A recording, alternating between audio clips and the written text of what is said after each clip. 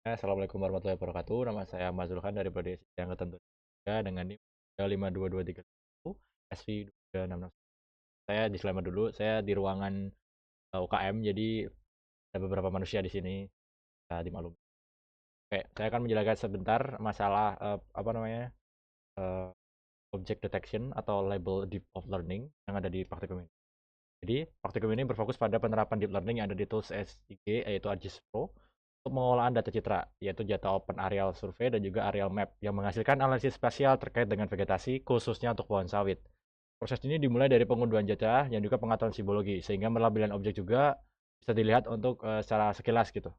Kemudian, untuk beberapa pelatihan model, tujuannya adalah untuk mengajarkan si AI itu sendiri atau deep itu sendiri untuk bagaimana mendeteksi dari sudut pandang kita, baru kita masukkan ke deep learning-nya. Kemudian setelah kita melakukan ekspor itu sendiri, kita langsung ada bagian trade deep learning model. Nah, itu tujuannya adalah untuk melaksanakan pasca proses yang dirumuskan secara non maximum interpretation dengan perhitungan index vegetation dengan juga band arithmetic serta analisis statistik melalui zona statistik yang ada di table. Itu adalah langkah-langkah yang lebih tepatnya standarnya yang untuk melakukan perhitungan menggunakan ArcGIS Deep Learning. Kemudian perhitungan nilai vari juga rata-rata serta klarifikasi tingkat kesehatannya. Nah, untuk tingkat kesehatan sendiri itu bisa bergantung pada graded color. Juga untuk tipologinya juga itu lebih dominannya untuk warna apa seperti tingkatnya 0 sampai 0,22 gitu. Kemudian pada hasil yang diperoleh ini menunjukkan bahwa data spasial atau data-data yang ada di sudah terlampau yang jelas seperti ada adanya buffering, kelapa sawitnya di mana saja gitu.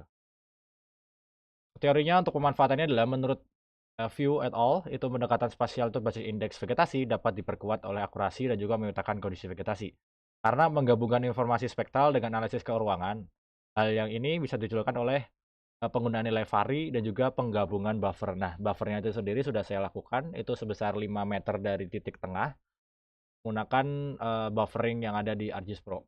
Kemudian, menurut Christina dan juga Kuncoro pada tahun 2016, penerapan metode analisis spasial ini sangat membantu untuk mendefinikan pola-pola lingkungan tertentu, seperti halnya kelapa sawit ataupun persebaran tanaman-tanaman perkebunan yang lainnya. Sehingga mendukung banyak sekali proses pengambilan keputusan data basis spasial. Nah, tetapi pada pelaksanaan praktikum ini terdapat banyak sekali kendala teknis, terutama di bagian hardware-nya. Beberapa praktikan kekurangan device untuk melakukan deep learning service, bahkan ada yang lebih dari 5 jam ya.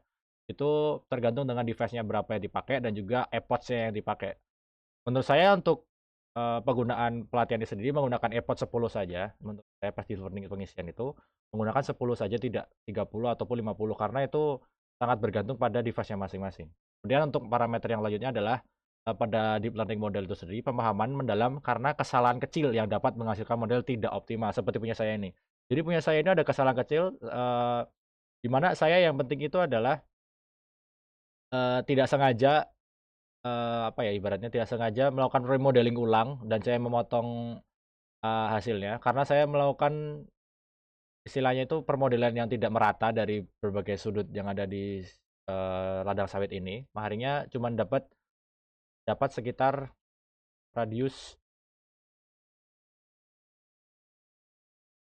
radius sekitar 0,3 kilometer. Akhirnya tidak merata dan hasilnya hanya segelintir saja dari semua yang ada di, apa namanya, semua yang ada di ladang ataupun perkebunan sawit ini. Kemudian, saran dari saya juga ada tahapan pelabelan juga. Untuk tahapan pelabelan seperti ini adalah untuk melakukan, hasil yang lebih memuaskan, karena untuk hasilnya di sini juga terlalu minimalis ya menurut saya.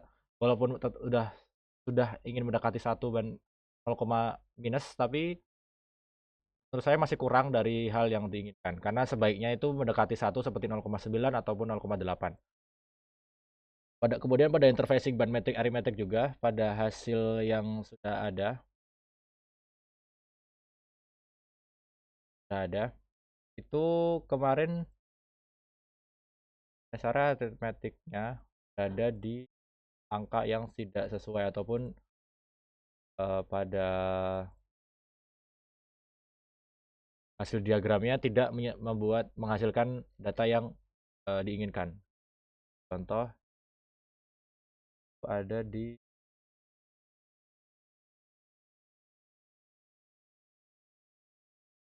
hasil. Nah, untuk tabel sendiri punya saya itu terlihat sangat tidak rasional ataupun proporsional sekali ya, karena dengan satu garis tidak ada seperti getaran ataupun ada aritmetik simetrisnya yang sangat lurus, karena ini dari objeknya saja saya menggunakan model 10 model saja dari minimal 50 model. Itu saya, bila ada kata mohon maaf. Assalamualaikum warahmatullahi wabarakatuh. Shalom.